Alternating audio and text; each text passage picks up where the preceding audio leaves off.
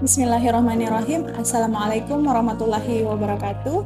Perkenalkan, saya Nurul Husna SSTM Kep, salah satu dosen tetap di program studi D3 Kebidanan Universitas Muslim Indonesia. Pada kesempatan ini saya akan memaparkan salah satu mata kuliah saya yang saya ampu, yaitu asuhan kebidanan neonatus, bayi dan balita. Sebagai dosen, saya telah menerapkan Tridharma perguruan tinggi yang terdiri dari pengajaran, penelitian, dan pengabdian. Delivery, Interaction, and Assessment atau yang disingkat DIA merupakan sistem pengajaran yang saya terapkan.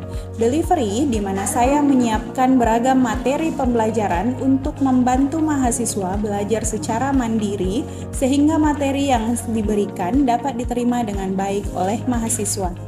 Interaction, yaitu kegiatan tatap muka antara dosen dan mahasiswa untuk membahas mata kuliah yang dilakukan di kelas untuk mencapai capaian pembelajaran.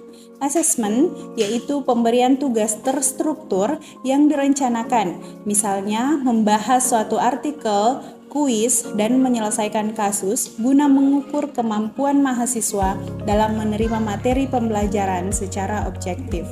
Sebelum masuk ke dalam penjelasan sistem pengajaran yang saya terapkan, terlebih dahulu saya akan menjelaskan mengenai mata kuliah yang saya bawakan. Mata kuliah yang saya bawakan yaitu asuhan kebidanan neonatus, bayi dan balita. Mata kuliah ini merupakan mata kuliah wajib program studi. Mata kuliah ini berada di semester 4 dengan bobot SKS 4 dengan uraian 2 SKS teori dan 2 SKS praktikum. Asuhan kebidanan neonatus, bayi dan balita merupakan mata kuliah yang hadir untuk membekali mahasiswa kebidanan Fakultas Kesehatan Masyarakat UMI untuk melaksanakan asuhan kebidanan neonatus, bayi dan balita pada neonatus, bayi dan balita yang mengalami masalah dalam pemenuhan kebutuhan dasar manusia secara menyeluruh. Selanjutnya, saya akan menjelaskan mengenai komponen delivery yang berkaitan dengan mata kuliah yang saya bawakan. Sebelum melanjutkan terhadap aspek delivery, maka saya harus menjelaskan mengenai capaian pembelajaran atau CPL. CPL ini kemudian menurunkan capaian pembelajaran mata kuliah atau CPMK, kemudian CPMK menurunkan sub CPMK.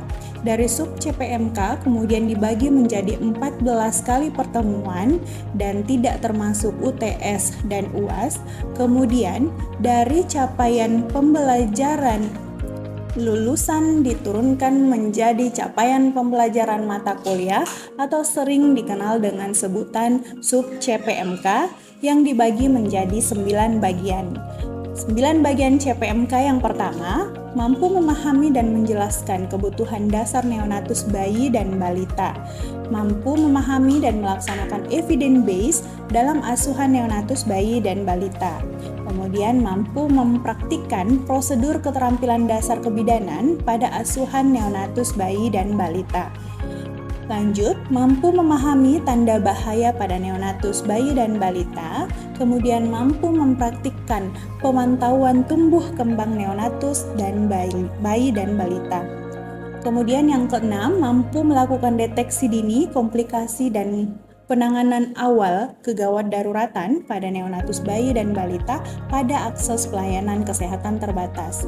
Yang ketujuh, mampu memberikan imunisasi pada neonatus, bayi dan balita. 8. Mampu melaksanakan penata laksanaan rujukan. Dan yang terakhir, mampu mendokumentasikan hasil asuhan pada neonatus, bayi dan balita.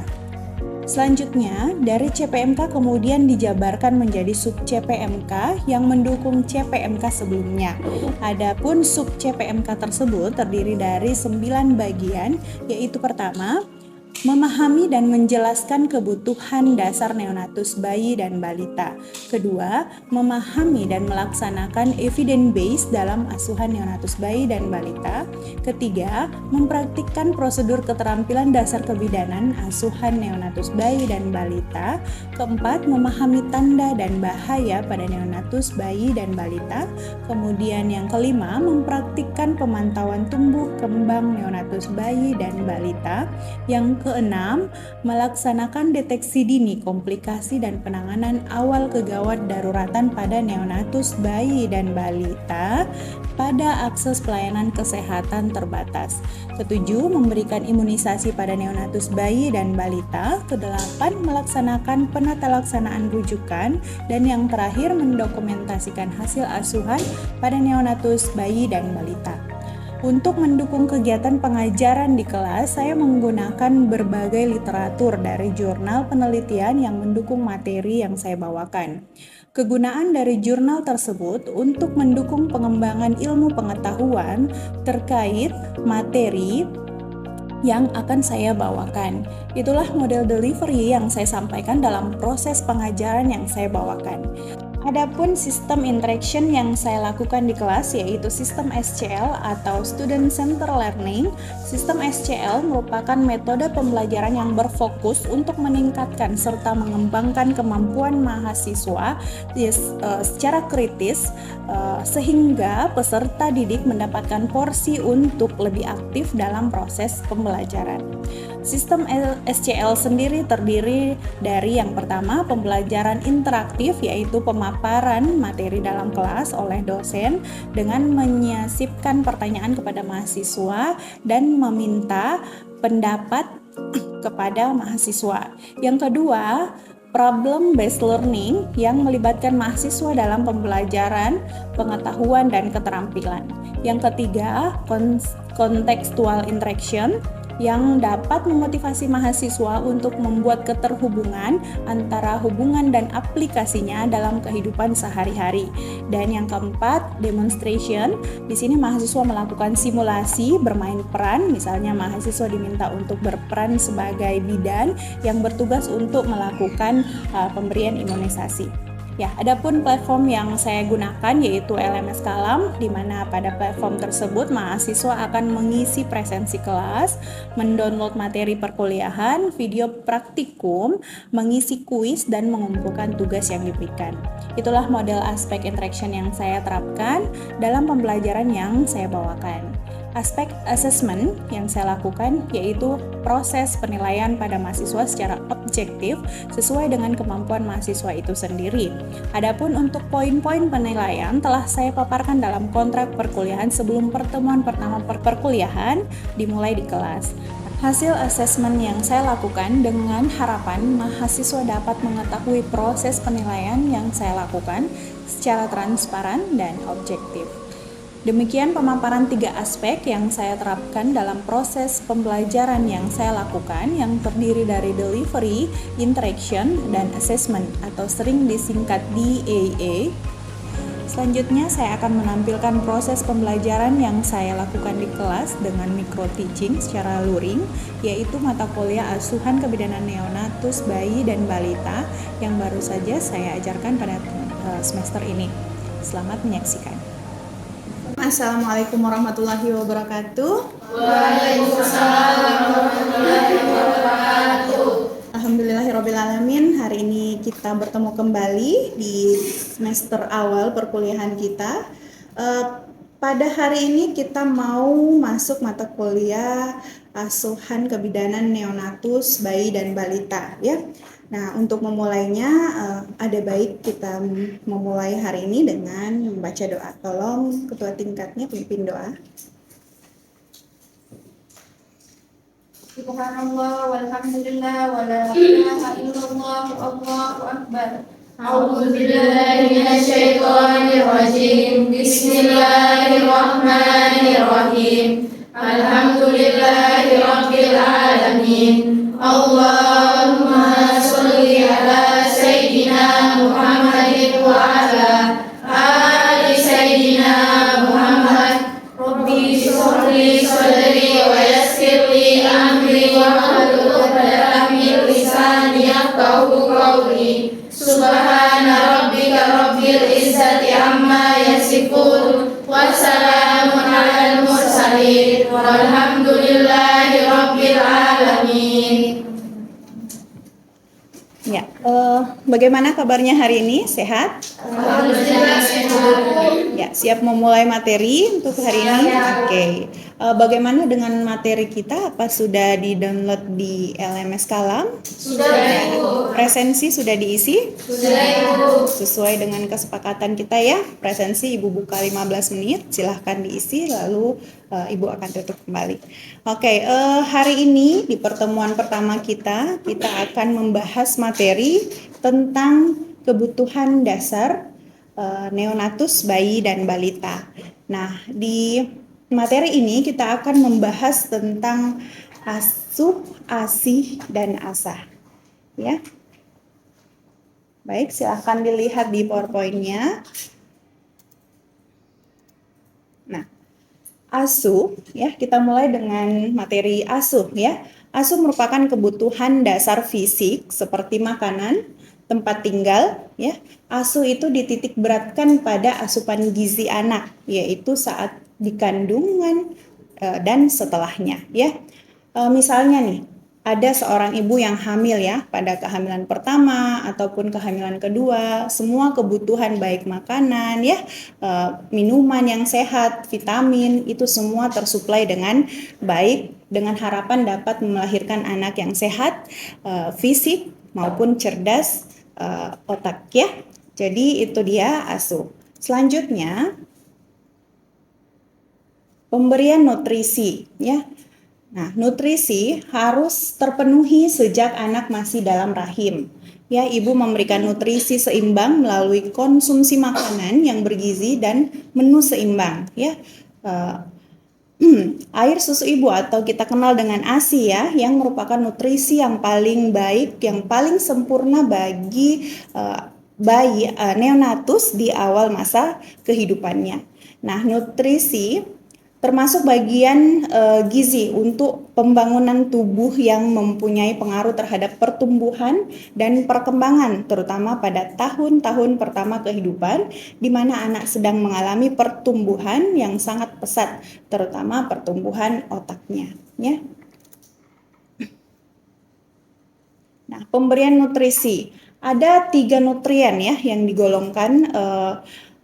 Yang pertama itu adalah golongan pembangun, di mana golongan pembangun ini terdiri dari protein hewani, protein nabati, ya, yang akan dipenuhi sebanyak 2-3 gram per kilogram berat badan bayi per hari. Misalnya ikan, daging, susu, telur, dan lain-lain. Nah, selanjutnya golongan sumber tenaga. Nah, kalau untuk golongan sumber tenaga sendiri itu terdiri dari karbohidrat, lemak, berupa baik karbohidrat berupa singkong, beras, jagung, dan lain-lain ya.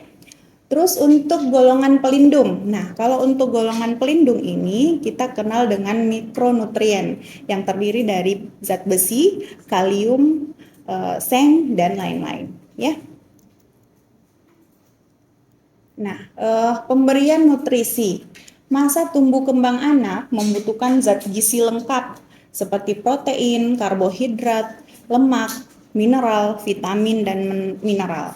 Nah, kebutuhan ini ya, jika tidak terpenuhi itu akan menghambat proses pertumbuhan ya, pertumbuhan dan perkembangan pada bayi dan anak ya.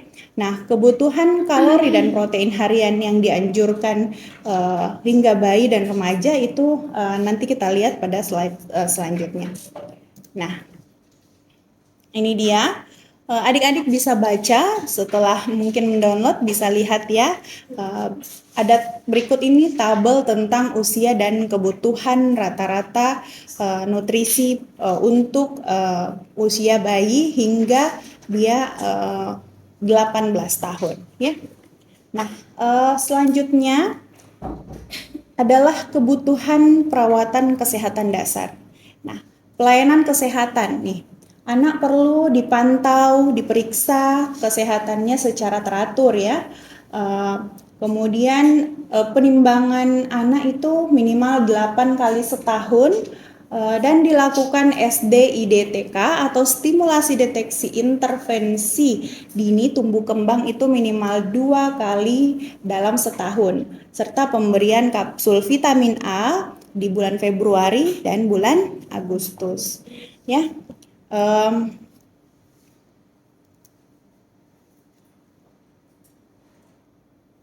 ya, kebutuhan perawatan kesehatan dasar selanjutnya adalah imunisasi. Sampai yang tadi, slide tadi ada yang ingin bertanya?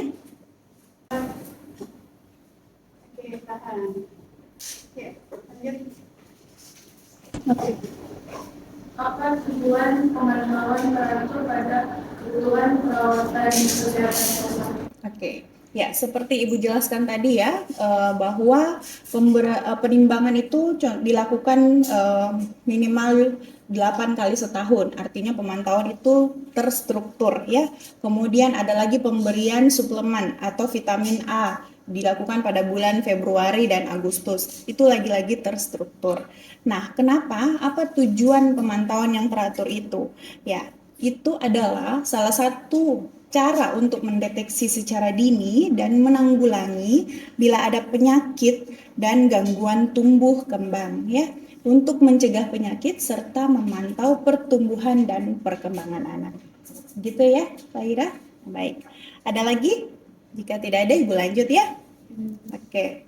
Selanjutnya adalah imunisasi. Ya, mungkin ini sudah tidak awam ya, kita dengan masyarakat sudah mengenal tentang imunisasi. Sudah tahu ya, sudah tahu banyak tentang imunisasi. Nah, imunisasi ini perlu diberikan untuk anak ya. Ada 5 imunisasi dasar lengkap yang sesuai dengan program pemerintah yang akan diberikan untuk anak, yaitu BCG, polio, DPT, HB, dan campak. Ya, ini agar terlindung dari penyakit yang dapat dicegah dengan imunisasi. Ya.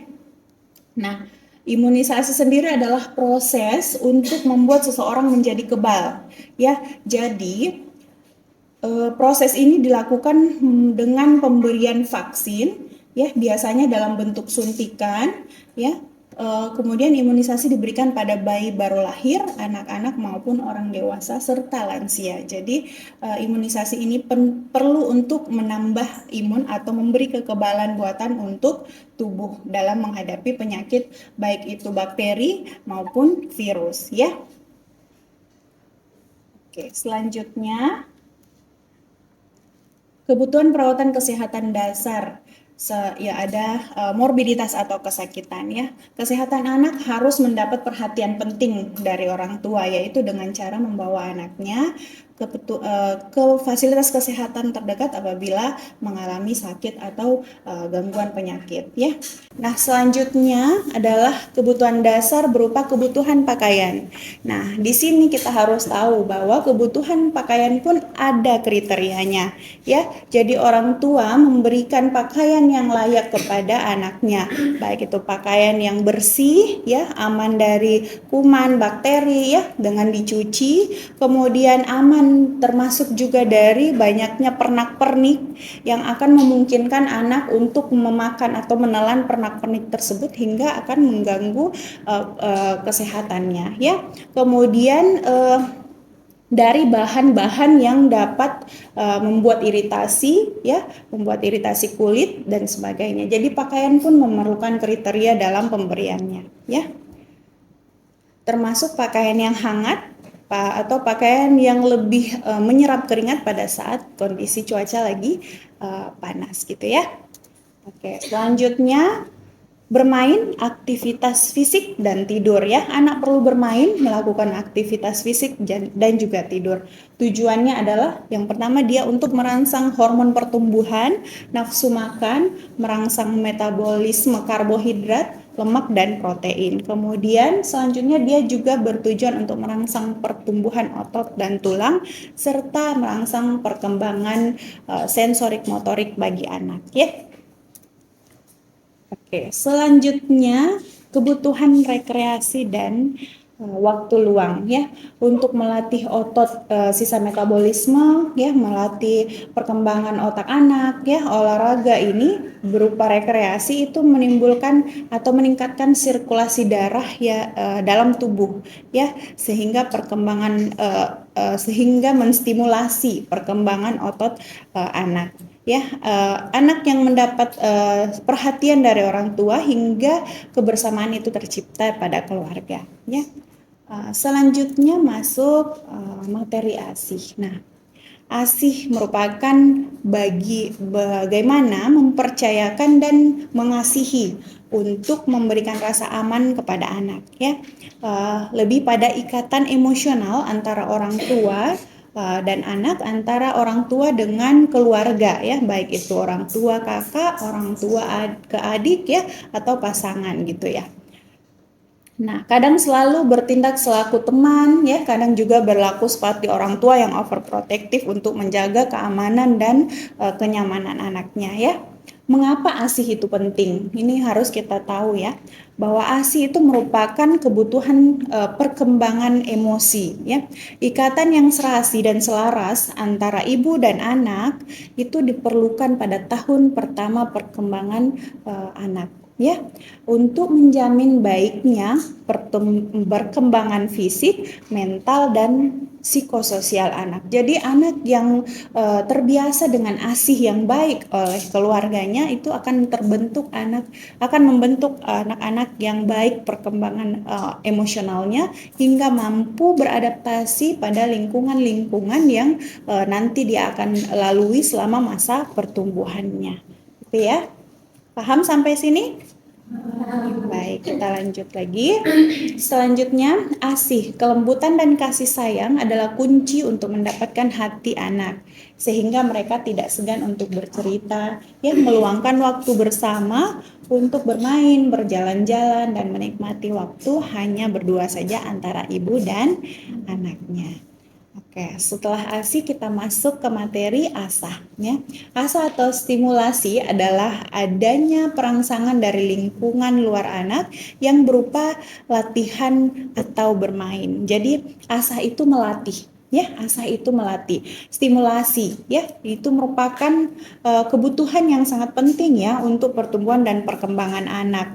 Anak yang banyak mendapat stimulasi dari orang tuanya itu dan itu stimulasi yang terarah, ya, bukan dalam kategori stimulasi yang negatif ini. Ini adalah stimulasi yang sifatnya positif, itu akan cepat berkembang dibandingkan dengan anak yang kurang mendapatkan stimulasi. Dasar pentingnya stimulasi dini, ya. Miliaran sel otak dibentuk sejak anak di dalam kandungan usia 6 bulan dan belum ada hubungan antara sel-sel otak atau sinaps, ya. Kemudian orang tua perlu merangsang hubungan antara sel-sel otak tersebut, ya. Bila ada rangsangan akan terbentuk hubungan baru, ya. Kemudian semakin sering dirangsang akan semakin kuat hubungan antar sel-sel otak. Nah, semakin banyak variasi maka hubungan antar sel-sel otak semakin kompleks dan juga semakin luas. Selanjutnya, dasar pentingnya simulasi ada juga merangsang otak kiri dan kanan secara seimbang untuk mengembangkan multiple intelligence atau kecerdasan yang lebih luas dan tinggi. Ya, stimulasi mental secara dini akan mengembangkan mental psikososial anak seperti kecerdasan budi luhur, moral, agama dan etika, serta kepribadian. Jadi stimulasi itu akan membentuk anak, ya, akan membentuk anak secara umum, bahkan semua dari karakter, ya, caranya dia bersosialisasi nantinya, kemudian kepribadian dia nantinya itu akan terbentuk dari stimulasi yang diberikan, baik dari ibu maupun dari keluarga. Selanjutnya, keterampilan berbahasa. Jadi anak-anak yang diberi stimulus ini, ya, lebih baik, ya. Jadi sering diajak berkomunikasi, ya, sering diajak berceloteh dengan ibunya, itu akan lebih cepat untuk dia berkembang secara sensorik dan motoriknya, ya. Jadi rasa percaya diri juga akan terbentuk di situ. Nah, orang tua perlu menganut pola asuh demokratis, ya, di mana itu mengembangkan kecerdasan emosional anak, kemandirian, kreativitas, kerjasama, kepemimpinan, serta moral spiritualnya. Selain stimulus, anak juga perlu ya dikasih seperti kegiatan SDI DTK yang tadi Ibu jelaskan, yaitu untuk screening ya adanya apakah ada keterlambatan tumbuh kembang pada anak ini atau tidak, atau berjalan sesuai dengan yang normal terjadi. Nah, apabila deteksi dini ini kita dapatkan, maka akan lebih meminimalisir terjadinya kegawatan di masa yang akan datang ya. Dan titik berat pelayanan ini atau stimulasi ini adalah untuk memberikan rujukan apabila memang diperlukan tindakan segera. Ya, itu dia materi kita. Selanjutnya kita masuk ke kesimpulan, atau ada yang ingin bertanya dari materi kita yang hari ini? Silakan. Ya, baik, silakan Detrin. Baik Ibu, saya mau bertanya, apakah imunisasi itu penting Ibu? Ya, bagus sekali pertanyaannya ya. Mengapa harus diketahui bahwa imunisasi itu penting? Karena pada dasarnya imunisasi ini masih ada saja ya masyarakat yang menolak memberikan imunisasi pada anaknya.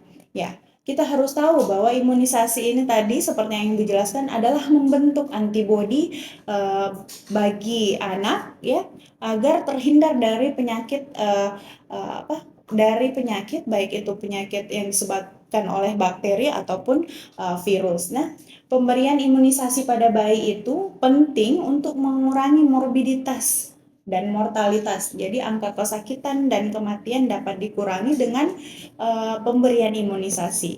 Ya, itu dia jawabannya ya. Perlu kita tahu bahwa sedikit mungkin Ibu tambahkan ya bahwa ada dari imunisasi BCG, polio, DPT, HB, dan campak ini menjadi program pemerintah yang akan menjadi tugas kita bersama sebagai bidan ya untuk memberi sebagai konselor untuk memberikan konseling kepada masyarakat luas nanti di kedepannya ya supaya mereka dengan senang hati melaksanakan atau memberikan imunisasi pada anak-anak mereka ya. Itu dia. Mungkin sudah bisa dipahami ya Detrin ya. Baik, kita masuk ke kesimpulan kita pada perkuliahan hari ini. ASA, ASU, dan ASI adalah kebutuhan dasar neonatus, bayi dan balita yang akan menentukan baik tidaknya tumbuh kembang generasi muda penerus bangsa di masa yang akan datang. Jadi menjadi tugas kita sebagai bidan untuk ikut andil dalam memberikan pelayanan, baik itu pemberian pengetahuan berupa konseling baik untuk keluarga dan orang tua ya. Nah, seorang ahli pernah mengatakan bahwa prioritas untuk anak adalah makanan, perawatan kesehatan, dan bermain. Ya, makanan yang baik, pertumbuhan yang adekuat, dan kesehatan yang terpelihara adalah penting, tetapi perkembangan intelektual juga diperlukan. Nah, bermain itu adalah sekolah yang berharga bagi anak sehingga perkembangan intelektualnya dapat optimal. Itu dia materi kita hari ini. Kita akan lanjut pekan depan pada materi kita selanjutnya. Kita akan bahas tentang evidence base ya dalam asuhan neonatus, bayi dan balita. Adik-adik bisa akses ke LMS Kalam ya untuk mendapatkan materi pekan depan. Dan untuk materi hari ini silahkan adik-adik menambah referensi ya dari berbagai sumber baik itu jurnal ya maupun penelitian-penelitian yang terdahulu, buku ya untuk menambah cakrawala ilmu dan materi yang akan adik-adik dapatkan sebagai bekal untuk menjadi bidan di hari yang akan datang. Ya, kita akhiri pertemuan kita dengan ucapan wabillahi taufiq wal hidayah. Assalamualaikum warahmatullahi wabarakatuh. Waalaikumsalam warahmatullahi wabarakatuh. Silahkan pimpin doa. Subhanallah walhamdulillah wa la ilaha illallah wallahu akbar. A'udzu billahi minasyaitonir rajim. Bismillahirrahmanirrahim. Alhamdulillahi rabbil alamin. Allahumma sholli ala Sayyidina Muhammadin wa ala ali Sayyidina Muhammad. Allahumma anfa'ni bima 'allamtani wa 'allimni ma yanfa'uni warzuqni ilman yanfa'uni. Oke, demikian tadi cuplikan video mengajar saya pada mahasiswa. Baik, cukup sekian yang bisa saya sampaikan dalam video kali ini. Semoga bermanfaat dan sampai jumpa.